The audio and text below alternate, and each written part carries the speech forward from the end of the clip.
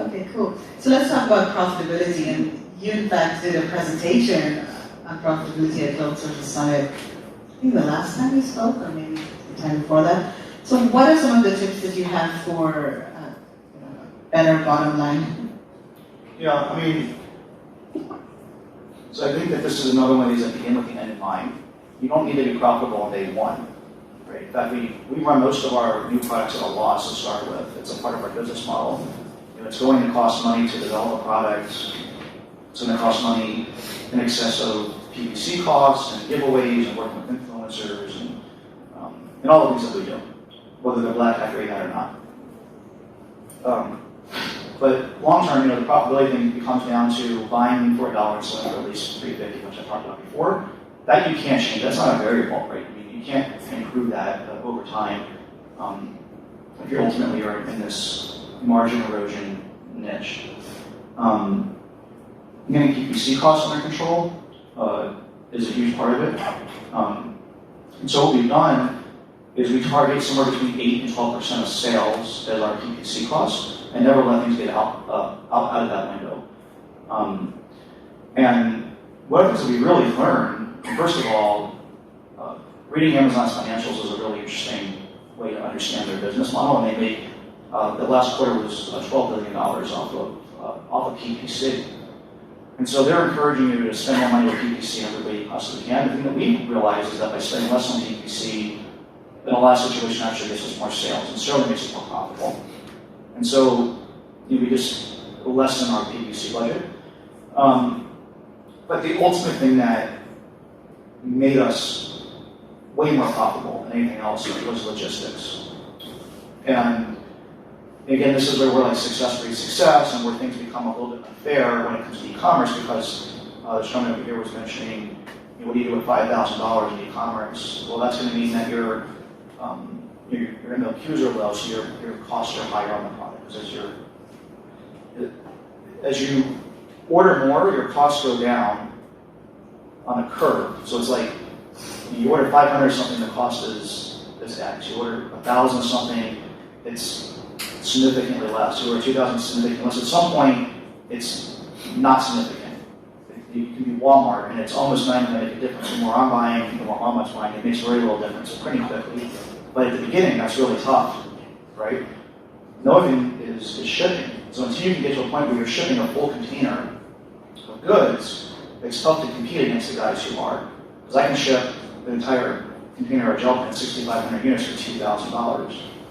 And you're buying 100 sets of gel pens, it costs almost the same amount to ship 100 sets of gel pens to begin with, because of just the way that it is. And so we finally figured out the logistics component. And so what that meant was, this is where the profits are sanity and revenues are vanity. It meant fewer SKUs.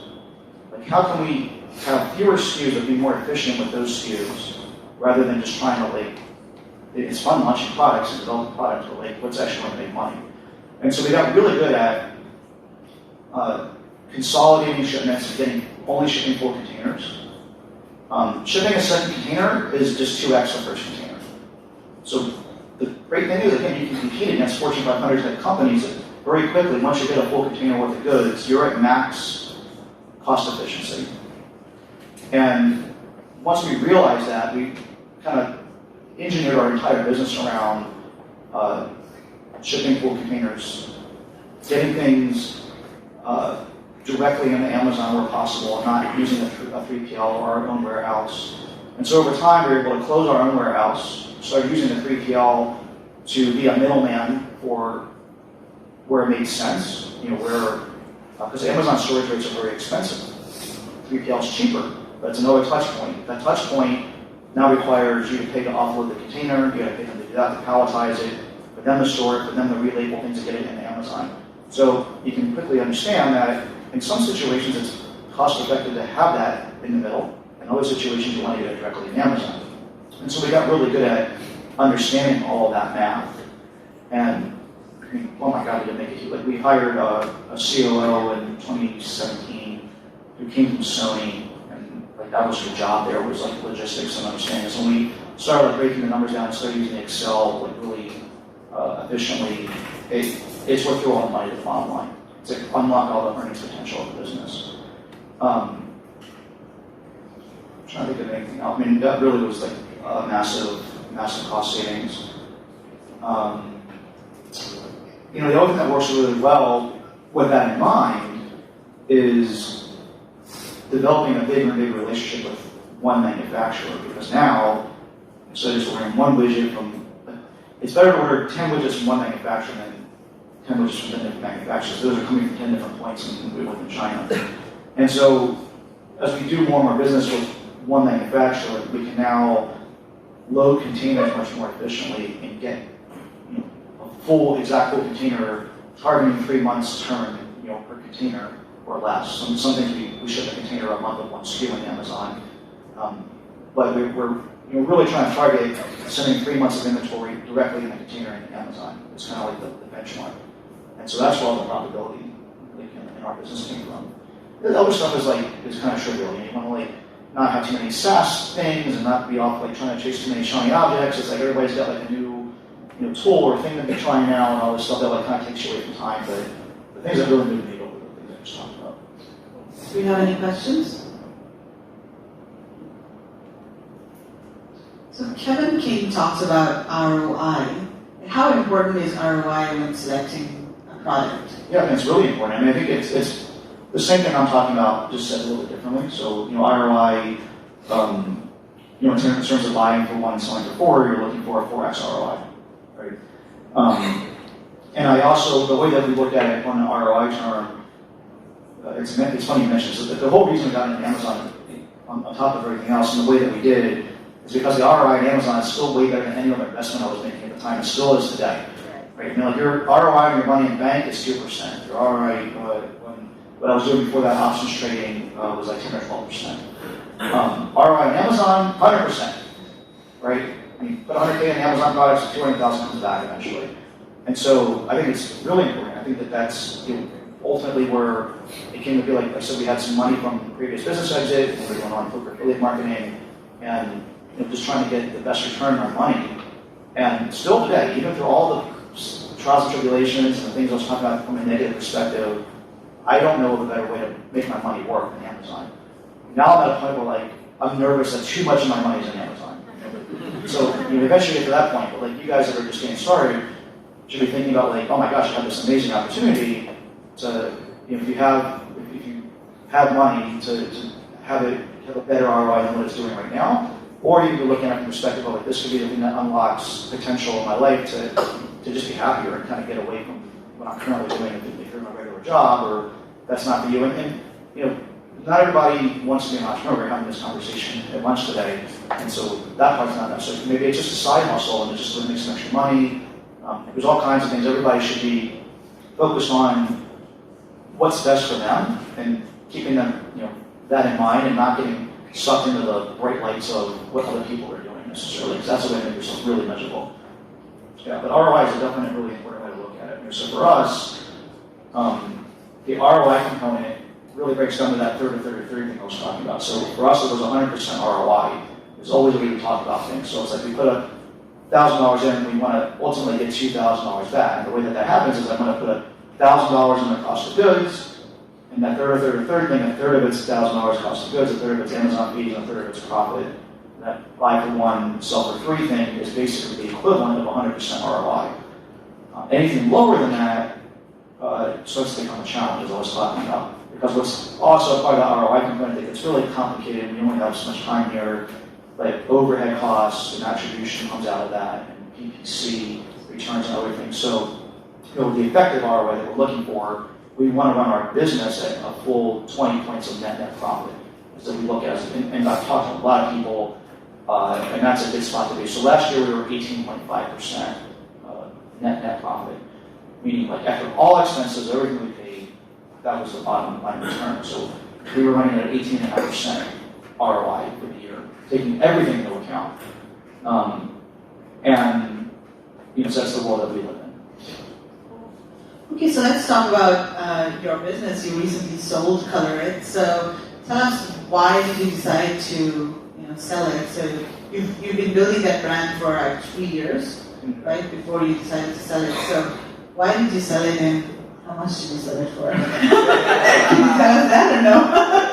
one million. So on the question of why did we sell, I was just saying, like, I still think Amazon's a great spot to be.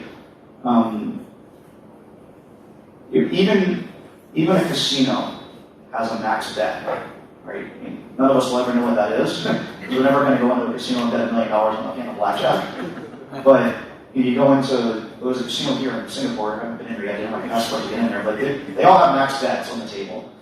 And I felt like we had eclipsed that max bet with the $1.3 million in inventory. Because over the long haul in a casino, they're going to win. Right? This is not magic. Like, we all know that if you go in the casino long enough and play blackjack long enough, or perhaps long enough, or whatever it is, you are not going to win. There's a reason these places are beautiful and palaces and they have $1 million chandeliers.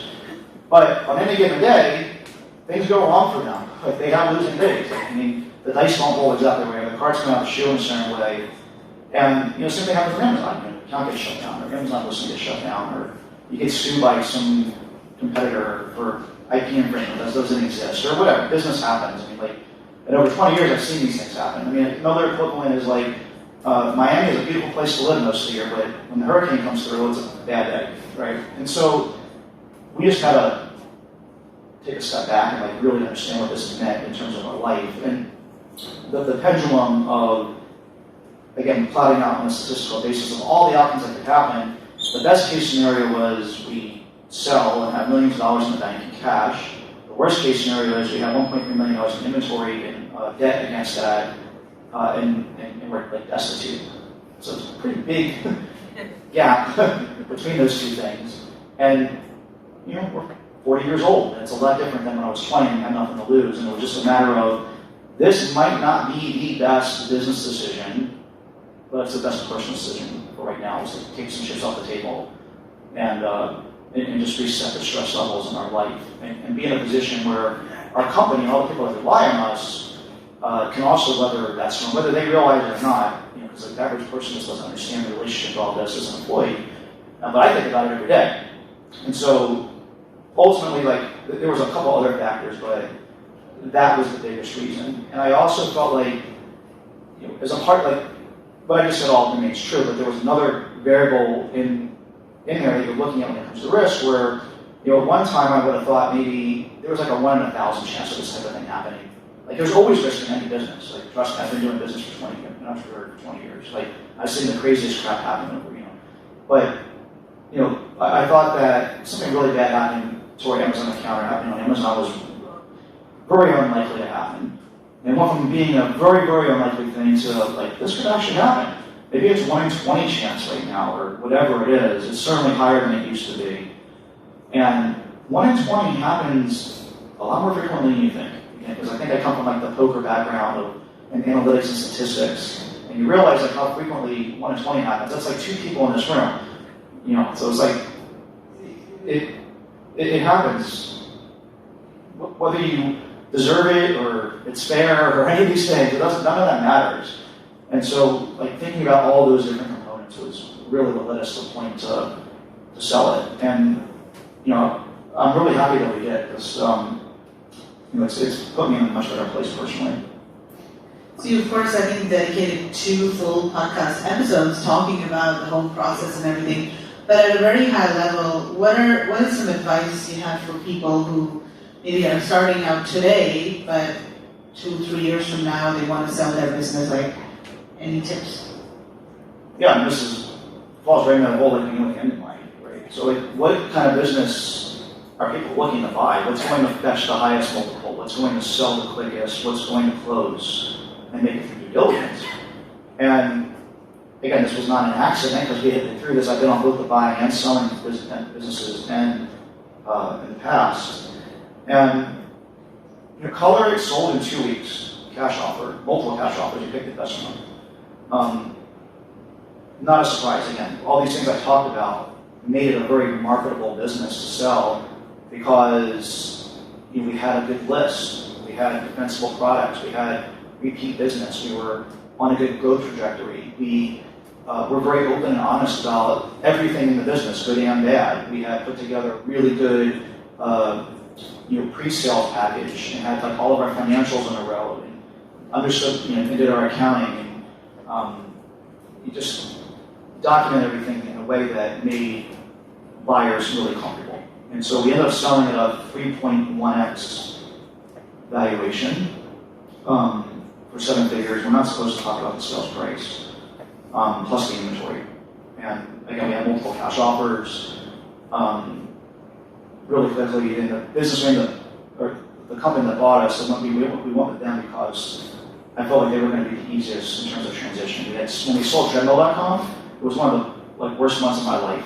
The company that bought us, or the guy that bought us, had never done e-commerce before, and he was doing this as kind of a pet project, and required a lot of hand-holding. And every day for a month, because I was contractually to do it, I had to spend a lot of time with him every day, and it was just like, I don't want to be doing this anymore. I already have the money. I don't really want to do this, but I have a moral obligation to help you. I want you to I like to be treated, which is how I like to live my life. I have to do this, but every day, I didn't want to do it. Versus I knew that the people that buy in color were going to end up being not like that, and I was right. They required a few hours of my time, and they've been a joy to work with. So that's why we went with them. So do we have any questions? We can take a couple of questions about anything, not necessarily selling. When do you started to notice that you really need to build a team to do your Amazon business? Mm-hmm. Yeah. So the question is, when did you notice that you need to start building a team? The answer is that I would give you as advice is when you realize that it's way too late. You should be looking to hire someone way sooner than you realize. It takes time to find them, it takes time to train them, it takes time to get comfortable with them, etc. And the reason that we're where we're at is because we have an amazing team. From our Philippines offices here, if it wasn't for her, we talk about this all the time, I wouldn't even bother being in business anymore. It's just I don't want to deal with all the things that require that. But that took a lot of time to build, and so you can't ever get that back. And so the time to start doing this is now, really, because there's a lot of ways to put this in perspective, but I think the best way to put it in perspective that I think gets the most impact of aha for people to start doing it, what's your time worth? Everyone has a number in this room. And depending where you're at in your life, it's going to be a different number. But maybe it's $5 an hour, maybe it's $10, maybe it's $50, maybe it's $100 an hour, whatever it is. If you're doing any task that's below that line, you're wasting your time. You should be paying someone else to do that task. You should only be doing the high-value tasks in your business. You should be working on the things that no one else can do. If you're answering support emails and doing listing optimization or calling Amazon because your listing suspended for the day, whatever, any of those things are just taking your time away from the things that are going to make your business successful. Either you make your business or going to make your business successful. And by having a team of people in the Philippines that deal with all this stuff, most of that just went on and know what the hell's going on. I just know they're doing it and doing a good job with it, which is really where I want to be. That takes time. But at first, when you first hired me, I was like, do this, this, and this, and we're going to pay you above market salary to do it. But again, it's still below my line of what my earnings potential per hour is. And so now we got 2 people that are happy. It's a rare situation where you can have a win-win like this. And now, and it took time. Eventually, she was taking care of all these tasks that just filled my headspace and prevented me from going off and finding new products to launch or making partnerships with people or all the other things that I wanted to be doing at the time. And eventually, it was like, okay, how do I turn her into more people? I was like, well, let's make you the manager and let's go hire more people. And that's what we did. So then we got a couple more people, and eventually, they were taking care of even more tasks that I was spending my time on that I at one time thought I needed to be doing. And eventually now at this point, I do none of those things. And it's important, again, to kind of establish that and do it sooner than you realize, because the curve to hiring good people and getting them to have retention is a lot longer than you might think. It's months and months and months. Okay, we'll take one last question and then we'll wrap up. Anyone? Usually people don't want to be first, it's usually not, not less. So the team in the Philippines, what do you actually do most of the day for Amazon business nowadays? Me is going to come if I ever can answer that question. Alright, me, I won't make you do that. I mean, when I say everything, I literally mean everything. They will create the listing, they will do all the photography for it, they do the copy. Do you mean what he does? Yeah, he's asking what you do. Oh, what do I do? I apologize. Rephrase the question. Like, so what does the Philippines team do? Yeah, I mean, since the Philippines is taking care 90% of the staff from Amazon, Yeah. what do we actually do in the Amazon business? What am I doing now? Yeah. Okay. Sorry, I misunderstood the question. So I'm spending my time thinking about like big picture stuff, like a lot of stuff I was talking about today, the macro stuff. I'm also spending first of all, since the last several months since we saw Color we burned ourselves out, and we were working 12, 14-hour days, 6 days a week. You know, at some point, like, humans break down and can't deal with this stuff. So we've honestly just been taking it a lot easier than we were before, which has been great. And we're at a point now where I'm kind of getting bored and looking to get into more things. So we'll, definitely be doing that. But having them there allows us to do that. It allows us to run basically a passive income business, which has been amazing. I've been spending most of my time on Ecom Crew. Like, I've discovered this thing that I never thought was in my personality, that I really enjoy helping other people. Like, I love doing this stuff. Like, when Nicola mentioned doing a meetup, like, randomly, I'm like, yeah. Like, I love, like, being here and talking about this stuff, which I think makes me unique in some ways, because most people don't enjoy that. But, I'm at a point where I feel like I have everything that I need in life, and, like, helping other people get to that point is pretty damn cool. And when over time, as you start hearing more stories about, like, if you help me quit my job, or you help me fix my business, or that feels really good. And so, I spend a lot of time on Ecom Crew, doing podcasts, going to speak at events, putting more training courses together, doing what we call Under the Hood, which is, we did this thing called Roadshow, where I was going around all summer. This summer we got an RV and I drove around the United States doing in-person consulting for free and turning that into podcasts. So, but by having a team, it allows me to go do stuff like that. It allows me to do these pet projects that don't necessarily make a lot of money. We just took a couple-week vacation in Thailand, a 3-week vacation. I didn't even open my laptop. Like, literally did not open my laptop. I was like telling my wife, like, it felt really weird when I started typing again. Like, it was like, I mean, seriously, I swear to God, it was like the weirdest feeling. I couldn't type for like 30 seconds. I was like, it felt so weird to type on the keyboard. That's like how, and I have never done that before in my life, where I like unplugged that much. Wait, do you mostly work on your phone then? I looked it at all. I'm not gonna lie, I did check my emails and looked at my phone, because like I know, there's a couple things I did talk to me about while I was on vacation, but I knew that if there was something important that they would get a hold of me, I needed to check for something that said urgent on my email box or emergency or a Skype message. But besides that, and I did respond to that on my phone, but everything else I just was like, it'll wait until I'm back. And honestly, that was a little bit stressful, because when I did open my inbox, it was a little bit overwhelming. But I was able to disconnect in a way that I hadn't done in so long. There's a big difference between like going on vacation and going to a different location of work. Which we had done for the past 5 years. Really, we would say we're going on vacation, but never really actually bumped up. And the thing that it's interesting, entrepreneurs go through this really weird cycle of feeling guilty about this, or like having to feel like they have to explain this to their employees, or all this stuff. And all I did was create this environment for myself that I worked really hard to make for them. I want them to like have nights and weekends off, and to go take a vacation and be like left the hell alone, like while they're doing their thing, but sometimes we don't allow ourselves to do that, which is really weird. Yeah. Awesome. Well, Mike, thank you so much for your time and for sharing all of this knowledge and your experiences with us. We really, really appreciate it. And we're really glad that you like to help. And I hope you will come back often to Singapore to help us more. Hopefully all of you guys will implement this stuff and be in the same spot. Awesome. And Michelle, thank you so much for joining us as well. And welcome to Singapore. All right, round of applause for Mike, please.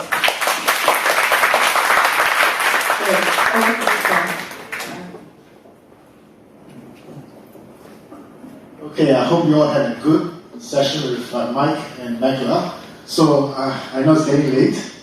So just want to kind of wrap up things. So I guess the key points I've heard was really get started, don't procrastinate. Competition is there, so live with it. Watch the bottom line, and something that we hold very dear in DHL is make sure you hire the right training employees and love employees. Yeah. So without further ado, if you want to know more about the Asian Seller, please go visit Mega's Facebook page or www.asianseller.com. You can get more information from her. Of course, if you have any question about DHL, our QR code is there. If not, call me, Paul. You can link me up, or my email is very simple, paul.go@dhl.com, but everyone knows where I am. So yeah, just reach out if you have any questions about trade, let us know. With that, good evening to you all, and have a safe trip back. Thank you. Oh, one more thing, if you can leave your tags in the little box outside, it will be much appreciated. Thank you.